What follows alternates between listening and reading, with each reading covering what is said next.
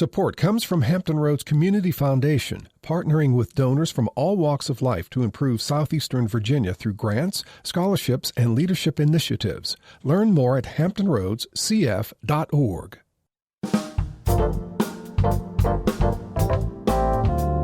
Hello, everyone. I'm Barbara Ham-Lee. For as much as we talk about race and racism in this country, it was still shocking to hear the bombshell revealed during the interview between Oprah and Meghan Markle. The revelation that someone within the royal family was concerned about how dark would be the skin of the firstborn of the royal couple.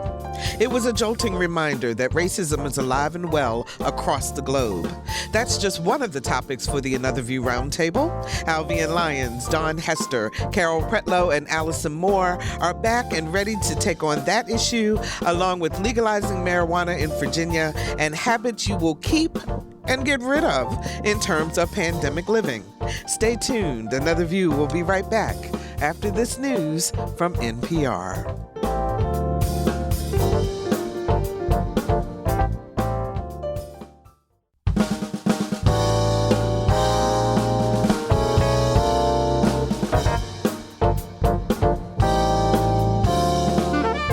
Discussing today's topics from an African-American perspective, this is Another View. Good afternoon, everyone, and welcome to Another View. I'm Barbara Ham-Lee. Before we get started, must tell you about something happening in the community. EVMS, Student Government Association, is doing a virtual event. They're calling it Community Care Day, and it is on March 18th. That's a week away.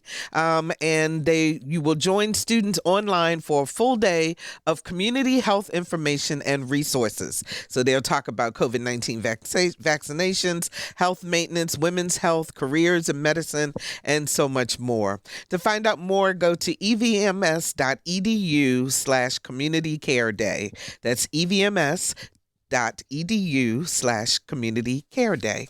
Thank you so much, EVMS and students, for doing that.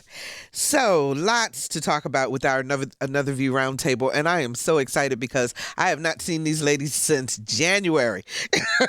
So, missing them and so happy that they are all back. Alvean Lyons specializes in relationship building, and she's so good at it that she's called Virginia's relationship expert. Hello, Alvean. Hi, guys. How are you? This is so exciting. I have missed you guys, too. You guys are just a group of my favorite women. So, I mean, like, to not have this moment that we share with the rest of the world has just, I've felt at a loss. Absolutely. Absolutely. Well, we are so happy that you're here. Thank you. Daun Hester is in charge of the dollar bills, y'all, for Norfolk City.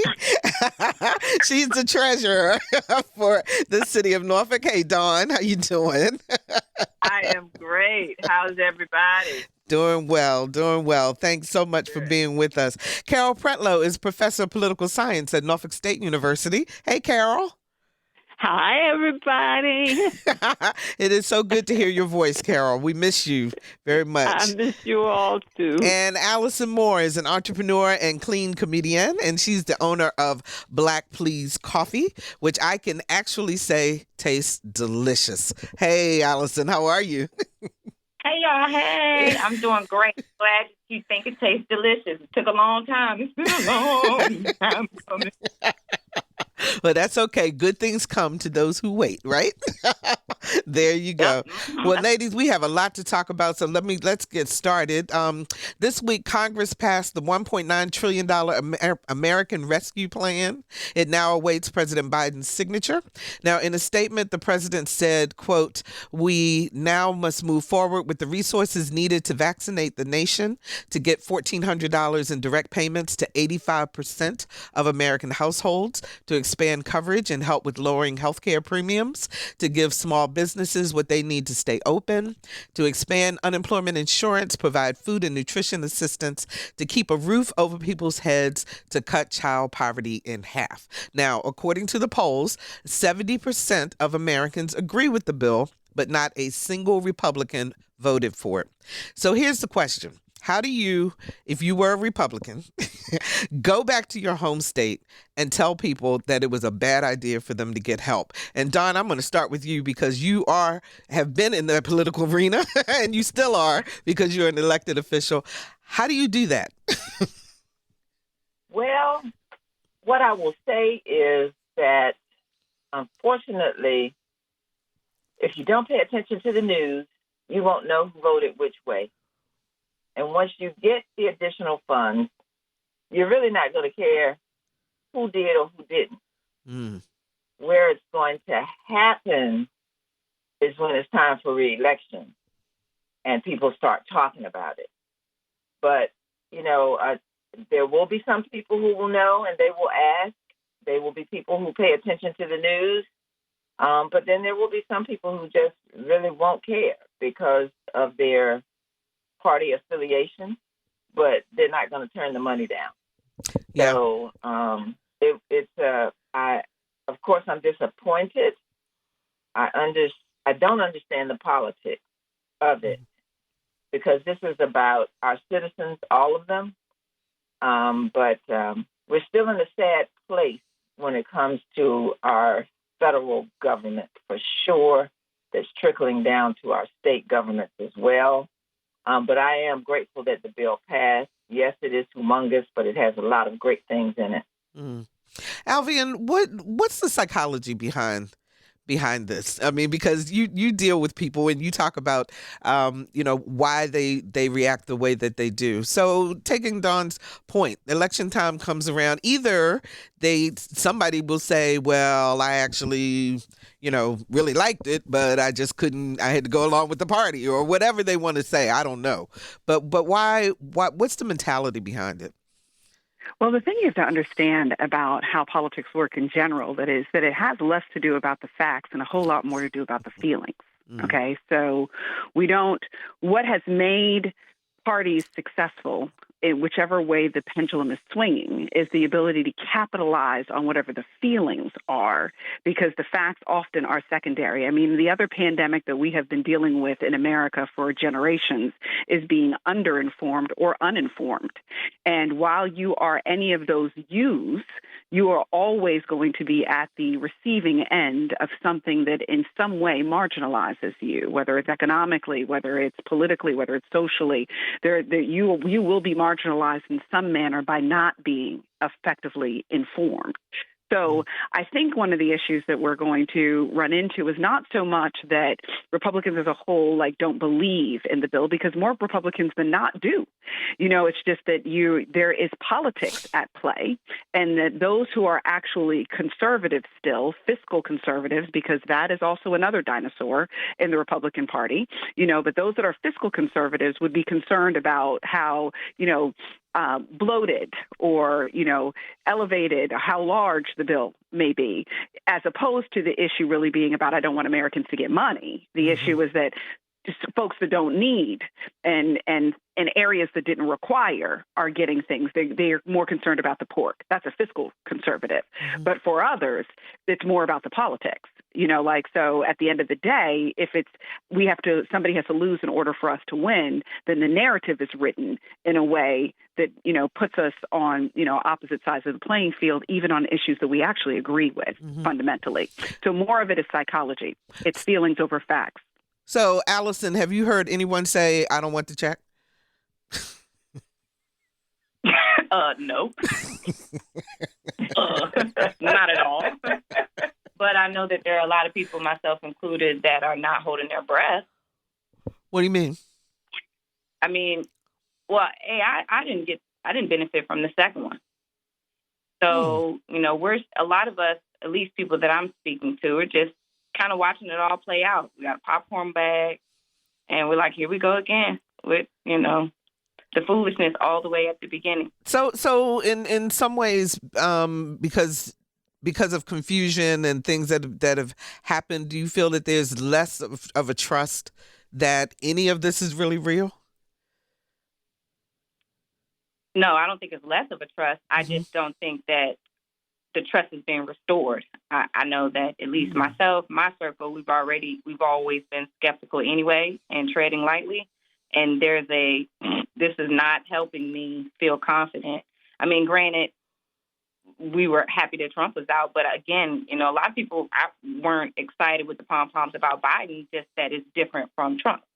So now we're like, here we go. That's kind of the sentiment that I think that we're feeling. But me, myself, being impacted, I'm a small business. I'm a single mom. I am one of the Americans that are one step away from being homeless, child poverty. Like, I got a lot of issues, real issues myself. So there is a eyebrow raised and frustration there. Carol, what are you hearing from your students? Oh, wow. A combination of everything we just heard. But one of the things that stood out to me in a class the other day is that, now these are freshmen, American government students, who said, well, what about politics being the art of the compromise? You don't get everything you want. I don't get everything I want. We come in the middle to make the country as a whole successful. And I thought that was very astute from a group of freshmen who are just beginning to learn politics and the political process. And it stuck in my mind. And all I could think about when I was reading the Post and the Times and the Pilot was, what about compromise, you guys? I know you're conservative and the other side of the aisle is liberal, but think about American public as a whole. It's not about party affiliation. It's about us as a people. So do you guys believe that we're going through yet another 4 years of whoever's in charge is the one that is going to push everything through, or will there ever come a bipartisan effort to work together? Alvean, I saw you smiling. Well, I will admit that it's forever going to be my hope. I as ridiculous and perhaps idealistic as that may sound, my hope is that we don't do politics the way we did politics over the last 4 years. There's that to me is an unsustainable path that we are on. Mm-hmm. The idea that every 4 years we're going to fight to swing the pendulum from the furthest end to the furthest end does not benefit the everyday American. So we really do have to come back to a place where we are governing somewhat in the middle, whether it's left of center, right of center. We have not lost the fact that the vast majority of Americans really do exist in the middle. But what we have created is this political narrative that says that either you're with me or you're against me, you're for them or you're against them. We've done this demonization thing that is just destructive for America altogether. So my hope is that the grown-ups will, return to the room again, and we'll get back to a place where we're able to recognize that we may want the same things for America. We're coming at them at slightly different perspectives, but we could find ways to be able to effectively compromise. Mm-hmm. I'm hoping that we will get back to that place, because younger generations do it every day. So what's happening here does not reflect what America really is in the classrooms and in the conversations in the cafes. Allison, you want to respond to that? You agree that young people are actually negotiating and actually coming together as opposed to what they see happening in their government? Absolutely. Yeah, I think, I don't know, I'm really proud of the younger generation and what they're doing. For me, I feel like I'm at the top of I'm a millennial, but I'm at the almost aged out version, class. And it's really exciting, to see what they're doing. And I don't know, it's like they're getting their own little, forget y'all, and let's figure something out in their own little communities. There's a lot of the effort. I follow Sean King and some of those influencers that are leading the march in regards to activists and are really in tune with that. They're kind of gap bridgers, in my opinion, for us in information. And it is just this attitude of, here we go again. Like, it's just a shrug. It's just an emoji shrug that we're just like, whatever. But and then the Generation Z, they're brilliant and fearless. Tell our listeners, for those who may not know, who Sean King is, please. Sean King is, I don't know, he's super dope. By the end of this, I'll get the handles. Actually, I follow him on Instagram. Okay. But they have like grassroots, and that's some of their brand that they do. He's a really popular activist But his experience, I think he's biracial, and his experience was he had a brutal attack and experienced a lot of racism and things, and just really dedicated his life to being one of those grassroots activist type people. But for me, I followed him because, as you all know my journey, and the listeners know, you all have been my gateway drug into politics and adult stuff. It just made me grow up. But he really helped me break down or understand, I guess, even, from our cultural perspective, well, more so my generation, like he merges hip hop, that space for information. And to me, it's just really been helpful because I kind of feel it. You know what I'm saying? Like I feel he speaks more to me. Sometimes I think that conversations get a little more lofty, especially people that got money or more mature. It doesn't benefit me. I need to know today, how do I get my check? I have not got my check, my stimulus today. What is the program? How am I maneuvered through? I got school-age kids to crib that are still at home on Zoom. And so my day-to-day, I'm still trying to figure that out. And did I answer the question, or did I? Yes, you did. You did fabulously well. Okay. Absolutely. Daun, I'm going to give you the last word on this topic before we go on to the next. Yes, Allison, you did a great job on that question because you helped us to think more about what our young parents, single parents, just our young people are going through. And that's a part of the conversation that is truly missing at the so-called political level. Nobody's really talking to individuals about how this big package will make a difference. So those conversations are coming. I'm shocked that you were not a part of the last stimulus and didn't get anything, because you should have. So anyway, so let me find out about that and get some help for you for that. But in the meantime, conversation on. Let's go. Wrap it up. I just wanted to say this is we are at a power and prejudice position, in my opinion, with the Republican Party. They want to maintain the power, whatever it is they have to do. And the prejudices that they have held in all ism areas are just, as we have been saying, just out on the table. So whatever it is to keep it white and male is the most important thing for them. So we may have the next 2 to 4 years of barreling things through to get them into law. And I don't have a problem with that. Some people will, but I don't have a problem with that because the goal for me is for the federal level to get stuff into law. It's harder to get it in and harder to get it out, as we can see with the ACA. So it's going to be a struggle. We have a long way to go, but this is a good beginning. And we have to have more of our young people running for office to change the people who are in office now. And we have an election in November in Virginia. However, at the federal level in 2022, we have to vote in the same numbers that we did when we got Biden into office. So I just want everybody to keep that in mind. You can't slack off no matter how disappointed you might get. And, when we, on another show coming up, too, we need to talk about the Voting Rights Act again and getting that into law as opposed to an act that has to be constantly renewed. So, that's another whole conversation. Let me move on to our next topic, which is the interview that rocked the world. Prince Harry and Meghan Markle's interview with Oprah.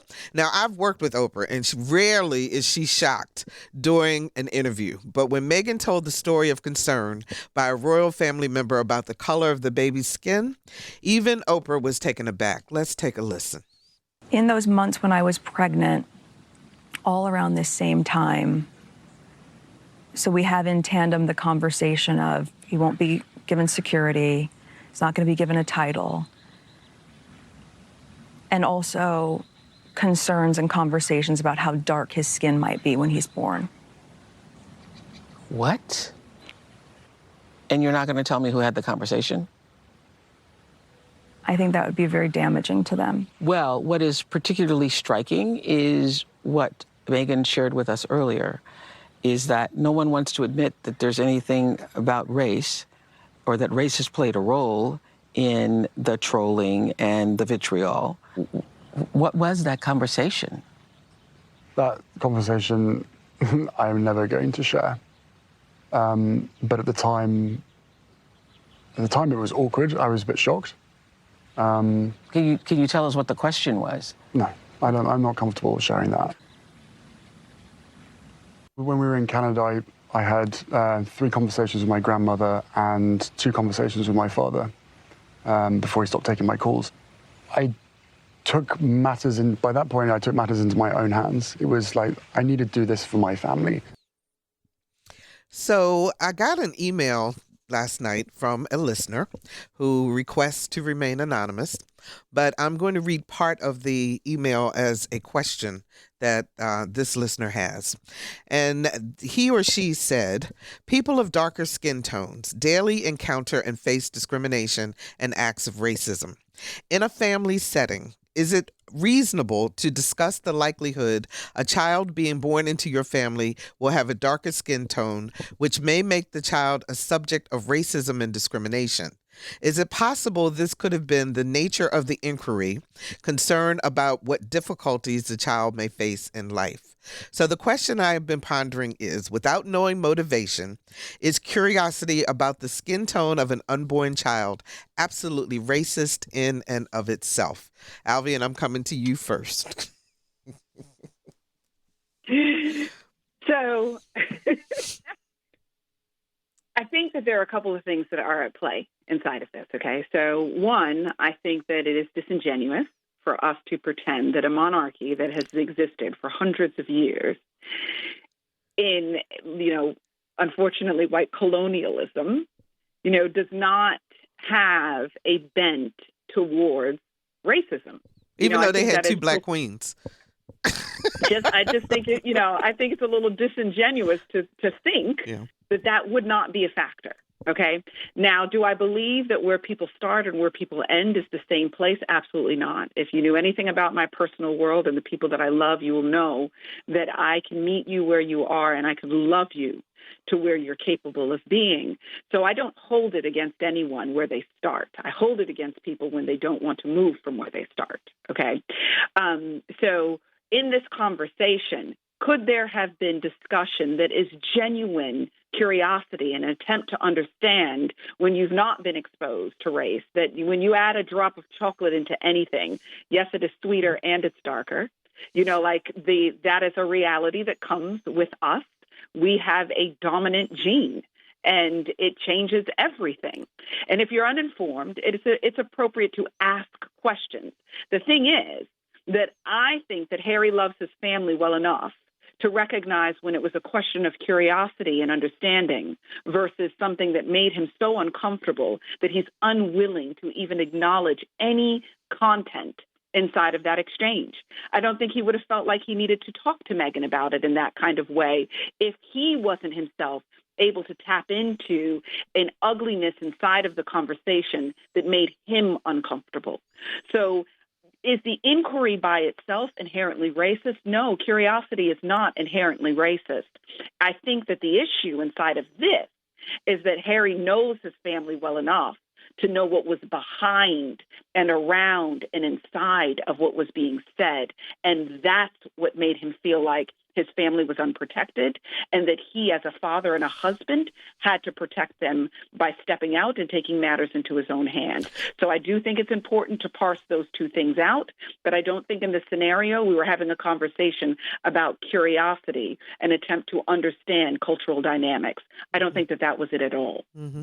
Well, and the fact that it happened in context of also taking away the child's title, taking away the security for the baby. Allison, did you see the interview? And since you were on that show that we won an award for in colorism, I'm curious as to what your reaction was to even hear that somebody would verbalize it that way. As you know from that episode, colorism is definitely a thing that passionate about our community understanding and overcoming, right? So it was a trigger for me, but it was not at all surprising.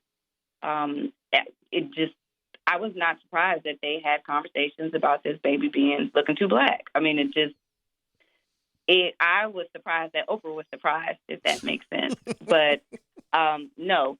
And so I'm with Alvean, like, is the conversation in itself, is the question in itself racist? Well, actually, a question in itself isn't racist anyway, if we want to define what racism is. But again, the context in which the question was asked and who. It won't nobody black in the room. Why are we talking about somebody's complexion? It ain't none of y'all black. So that in itself already it's cringy, right? And it just lets me know. And for the person who asked the question, it's just, come on now. That's what I would say. Come on, ma'am, sir, come on now. If you're just joining us, we're talking about current events with the Another View Roundtable, relationship expert Alvean Lyons, Norfolk City Treasurer Daun Hester, NSU political science professor Carol Pretlow, and entrepreneur and clean comedian Allison Moore.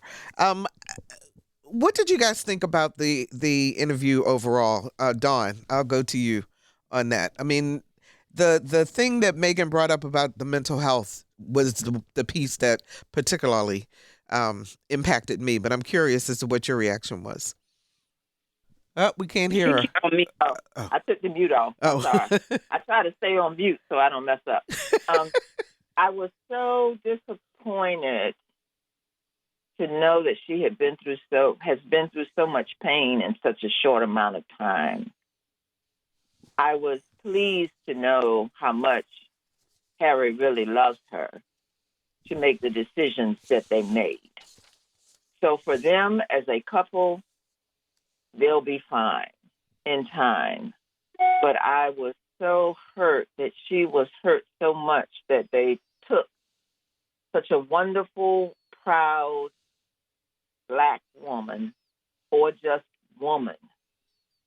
And because of their system, and I talk about our systems all the time. Everywhere has a system, just like America. We live in a system that keeps this racist or sexist or homophobic. To hear how bad it was for her. Yeah. And I'm glad she revealed it, because I want more people to get help and ask for help and to know that help is available. Because even not only just with that part, but with this pandemic, with our young people, with everything right now, we're going to need more mental health services and more group work and more Alveans to help us to just try to get back on what the new normal is going to be like and to be comfortable with it. Yeah, I want to play a clip from her, but before we do, Allison, you had a comment you wanted to make? Yeah, when Daun said about to see Harry's love for her, I think that the relationship, aside from the racist piece, because I'm like, what do we expect from them? The relationship part stood up for me, and my heart goes out to them as a young couple in the beginning. They already, they got pregnant soon. Now they had to deal with this. It's really hard. Like when you get married, you just kind of want to be married. You know what I mean? And I can only imagine this has been their honeymoon experience. And for me, the biggest thing was, I know many of us kind of thought that they made the decision, this is not what we want. Whereas the interview kind of spin the narrative that they were pushed out, as opposed to they were like, too much, And so that was really, gosh, that has to be hard at night for them trying to. And now at this point, they almost are forced to, we got to make it to prove the world wrong, which is whack. Carol, let me get your reaction before we play this clip. Well, I have to admit, it was like a gut punch. First of all, I understood the racism dynamic, and I felt if that is what people in the upper royal family was experiencing, what is it like for the everyday person? And I asked that because I spent 2 summers in England at Oxford University, and I was treated like a queen. But the other side of it was I didn't see that many people of color. And I walked around in the city to find out, but I was like, and I had read the newspaper every day, what happens to the press in these situations, they must have been aware, not just of the royal family, but the average everyday person there, whether they are Asian or African or African American. What are their experiences and why hasn't it come out before? Well, I mean, even with the whole idea of the tabloids and so forth, the way that Kate was treated versus the way Meghan was treated, as an example, is, Kate was rubbing her stomach. It was, oh, isn't that cute? It's her baby bump. Meghan did it. She was being narcissistic. I mean, there was just so many different contrasts that were going on. But I want to play this clip of Meghan Markle talking about a period of time that got really dark for her. I just didn't want to be alive anymore. And that was a very clear and real and frightening, constant thought. We had to go to this event, and I remember him saying, I don't think you can go. And I said, I can't be left alone. Because you were afraid of what you might do to yourself? And we went, and I'm so sorry to hear that. And that picture, if you zoom in, what I see is how tightly his knuckles are gripped around mine. Alvean, I just talk. So what's so interesting about this, because I admit I am a royal watcher as a byproduct of most particularly the royal family was about to be culturally integrated, right? And so I had a lot of thoughts about this from the beginning, and I'm going to be very candid about my perspective in this trajectory. I think that a lot of things have taken place inside of this space. In America, to be what in the Black community we call high yellow. To be high yellow is a privilege around here, particularly in the South. That if you could practically pass for something else, Italian, Mediterranean, some kind of Latin American, you can be exotic in some kind of way. You could be a video vixen. I mean, the list goes on and on. That here meant that you got a leg up. I think that Meghan has the most Black experience she's ever had in her whole existence coming into this royal family. Wow. I don't think she's ever been treated so Black before. And it was probably quite shocking for her because, after all, the thing that got you such privilege in America has you like a housekeeper in Europe. And that was probably rough for my sister to experience. But for those of us who have never had the privilege of being able to pass because our coming out day into Blackness was the day that we were born, this has been one heck of an evolution for her. And she's going through this with her white husband, coming into America where she can regain the privilege of her high yellow complexion. So I want to be honest with you about what most women of color who cannot pass for anything else other than chocolate are thinking about her experience. And now that's not to suggest that we are not empathetic to her Blackness, but Dave Chappelle calls them N lessons. She had an N lesson in Europe. And they are harsh lessons to have, to discover that the world does not see you as a slightly tan Barbie, that when you go into certain white echelons, you become very Black because that 1/16th drop might as well be 2,579 million drops of brown relative to the royal family. So I am profoundly empathetic to the fact that she's having the experiences that probably every one of us on this call has had at some point in our lives where we are sent into collision into this world to discover that we are brown and we are very brown and we are women who are brown. And no matter how smart, how capable, how credentialed, how elite we may ever be, there are certain spaces that we will never elevate past brown. And we make conscious decisions to be more than our skin color every single day. But it does not change the realities or the limitations that come with those experiences that we have to step over and climb over and crawl over on our bellies over broken glass every single day. So our empathy is kind of like the prodigal son, welcome home, daughter, because this is what it is for women of color. This is what our experience really is like. I am glad, however, that because of Meghan's package, because of her experience, she is putting an issue that would often be poo-pooed on the front page of American conversation and international conversation. And for that, I am entirely grateful. But if it were the two of us sitting down in a room together, I would have to break the news to her, honey, that this is what it's always been for all of us. It's just that it's a first-time experience for you. And I'm sorry that there weren't women to prepare you inside of your world. I'm sorry that you didn't have a community that prepared you for this. But this is what it is. And God knows that this is real. And if we're ever going to level this playing field, we're going to have to stop playing these hierarchical experiences of what brownness is in this perverse colorism that America has allowed us to digest, and we have internalized this thing like it's water. Allison, go ahead. I wish you guys at home could see them. We're watching each other on Zoom, and the reactions and the faces are just priceless. Go ahead, Allison. Yeah, so Alvean, she hit the head on the nail in a way in which I'm glad she said it and it wasn't me. But, to make it humorous, I could have given her an internship. She could have stopped right on by Virginia and hung out with me for the summer as a little Black girl growing up in the South and the realities of darker skin and colorism. And like what Alvean said, she went over there and it wasn't expected. It was probably her first time. Like, what you mean I'm too dark? Like, what? All my life, I did not have to fight.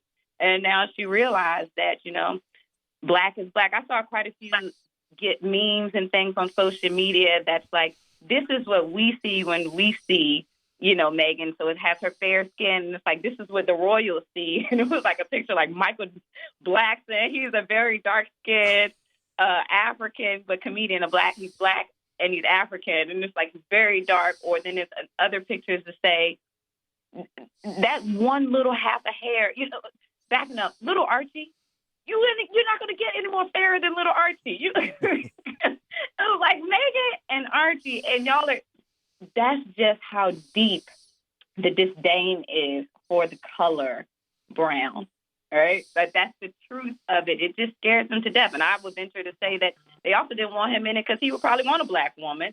And now we're going to really get more Black people in there and it'd be more Black kids and they're going to get darker and darker and darker. But with Meghan's mom being darker complected, I thought that maybe that could have helped her experience or preparation for her experience. But I'm shocked that they were shocked and I'm still there. Wow, Daun. They are young. Alvean just said it right on the head, and I was praising when you said it because yes, you say it better than most.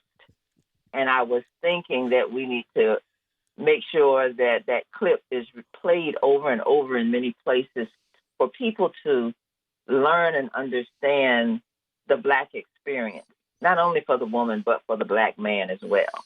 It is challenging to live in this country and to live anywhere in the world and be Black.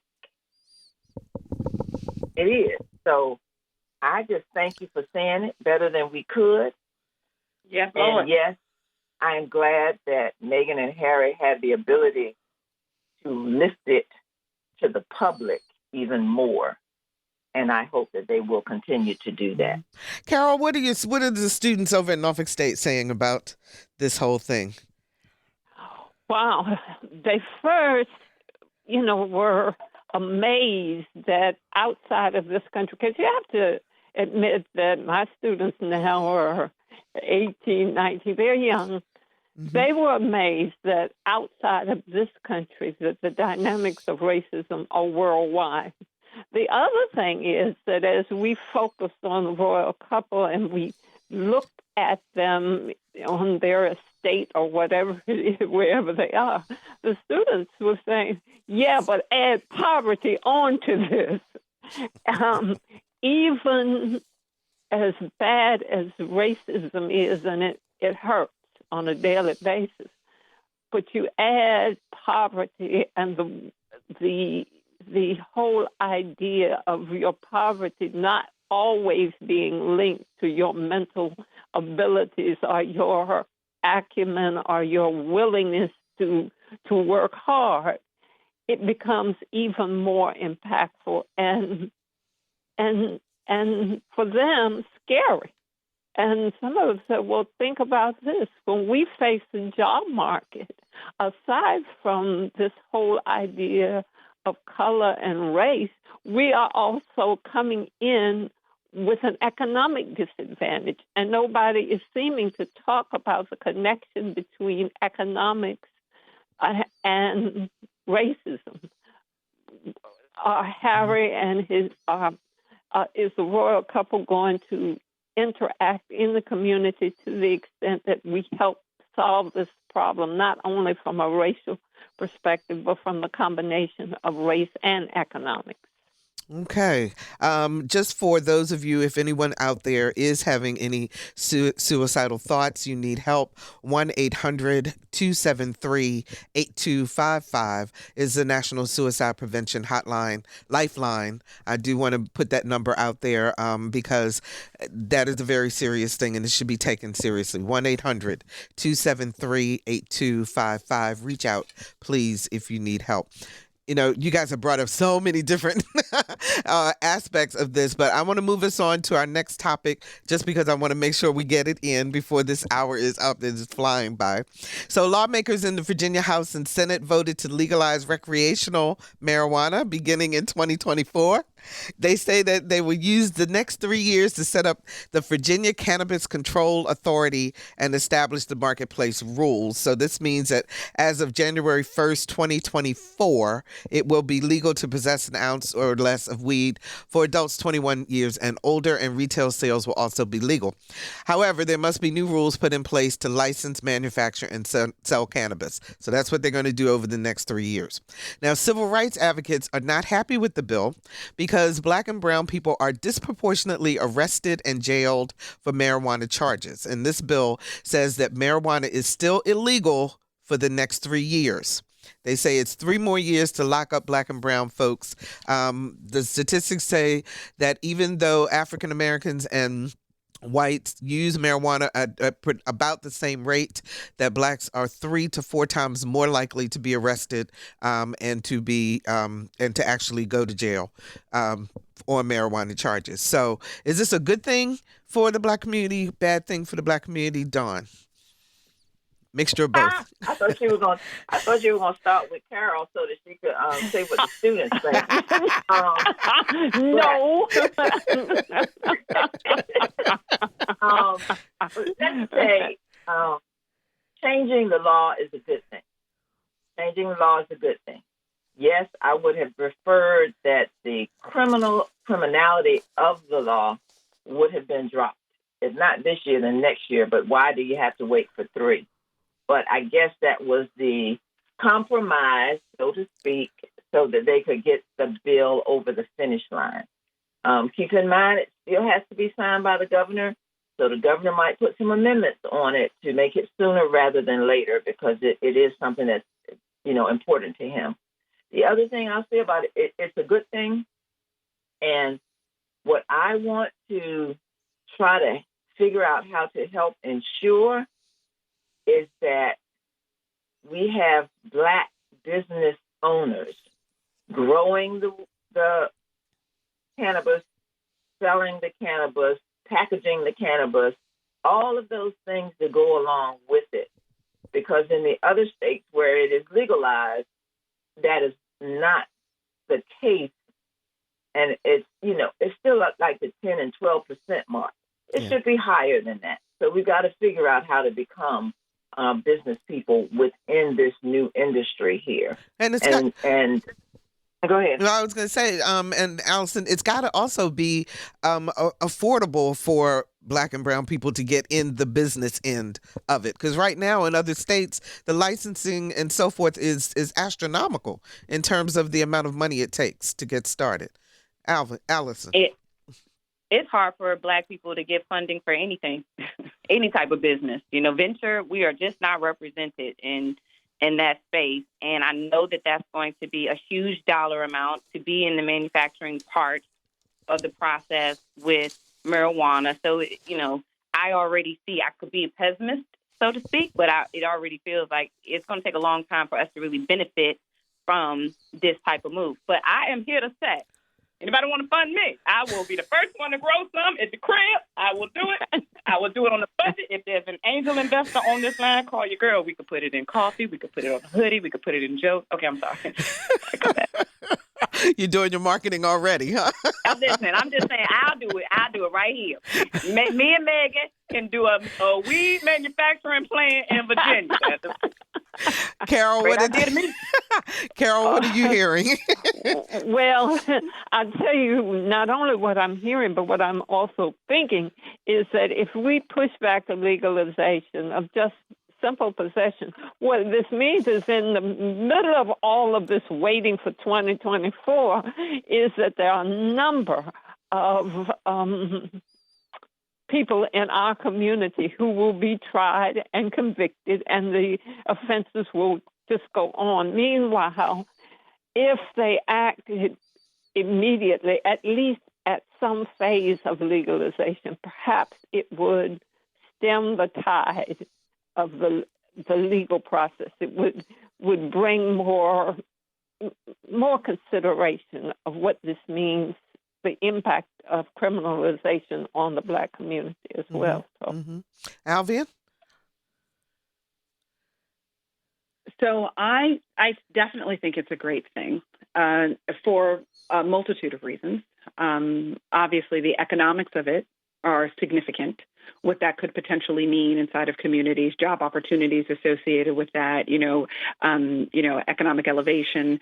So the opportunities that exist in it are wonderful if the playing field is actually level. So, but that's, we could have a whole other conversation about what the economic playing field looks like for small businesses every single day.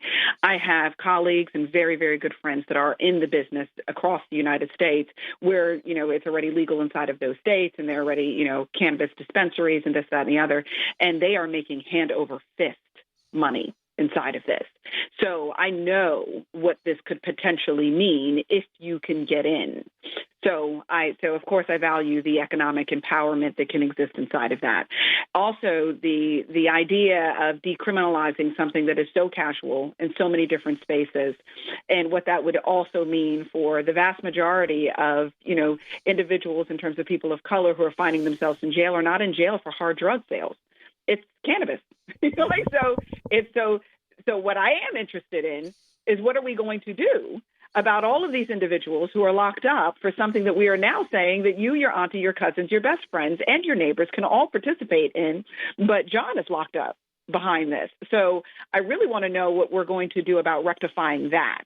That there's how many people who are behind bars over something that we now can enjoy like it's nothing, so, and I understand if it was major weight that was being moved, I get all of that because that's more of a criminal system than it is individual usage or, minor sales. I get all of that. We can have a different conversation when we're talking about kingpins associated with the movement of that kind of weight.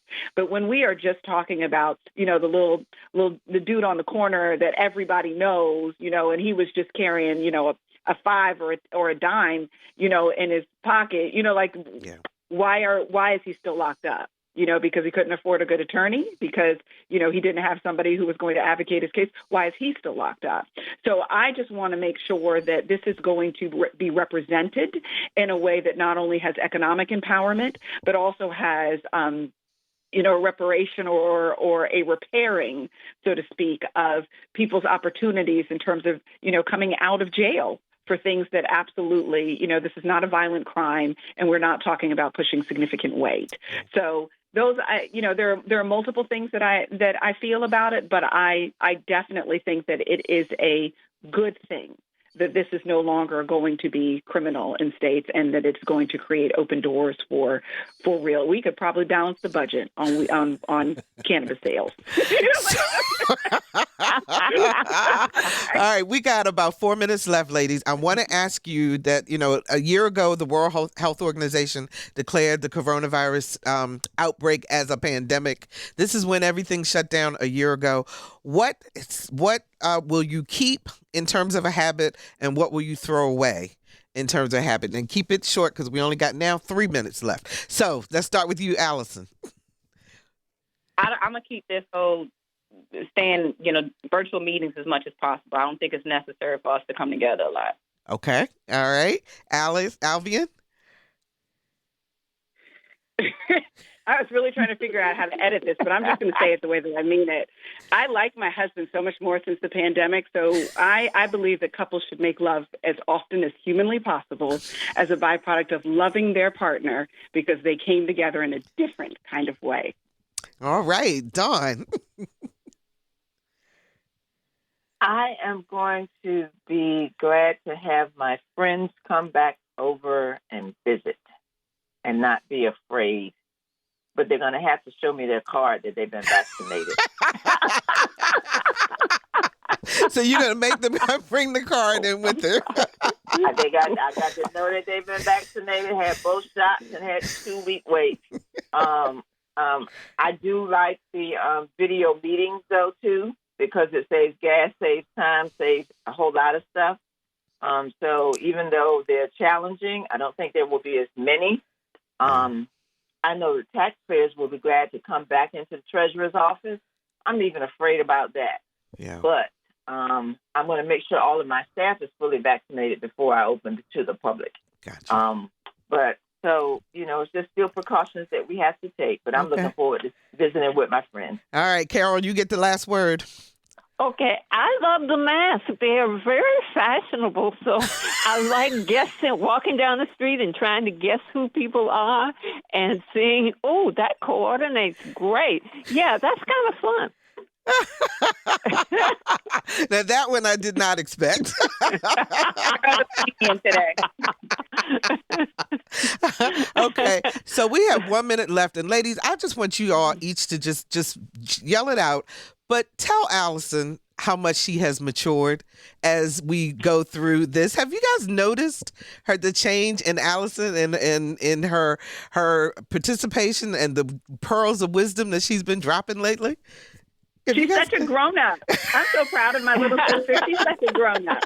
I don't want to be, but that's what happens when you're in a pandemic. God dang it. Thank you. I'm glad that she's sharing with her peers the knowledge she has gained because it helps everybody grow. That's great. Amen. Absolutely. Amen. Absolutely. Yeah. And I just love her start to finish and to see the growth process. So. Oh, that is so great. And I love all 4 of you guys. So here it is, a big old love fest. Thank you so much, Alvean Lyons, Allison Moore, Daun, Hester, and Carol Pretlow. And we know that you have choices, and so we are so grateful that you chose to spend this past hour with us here at Another View. Now, if you'd like to hear this show again or share it with a friend, please visit our website, anotherviewradio.org, and download the podcast. And be sure to sign up for our eView newsletter. It's a once-a-week reminder of upcoming shows. And we're on Facebook, so like us. And guess what? I'm on Twitter at Barbara Ham Lee. Next week on Another View, we're going to get up close and personal with members of Alpha Kappa Alpha sorority. In celebration of Women's History Month, we'll learn the history of the organization, and we'll also learn what it means to have as one of their sorority sisters, the Vice President of the United States, Ms. Kamala Harris. Just a reminder, again, that the Community Care Day at EVMS is March the 18th. Go to evms.edu/Community Care Day to find out more information. Our theme music is an original composition created and performed especially for Another View by Jay Sennett.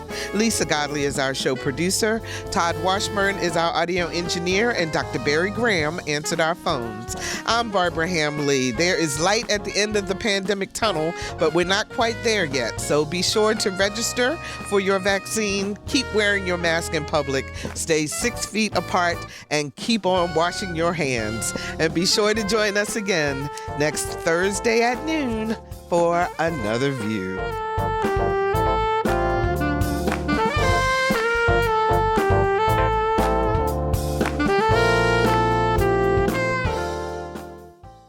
Support comes from Hampton Roads Community Foundation, carrying out your charitable wishes forever. whether it's helping shelter animals, feeding the homeless, enhancing the arts, or supporting students. Learn more at leaveabequest.org.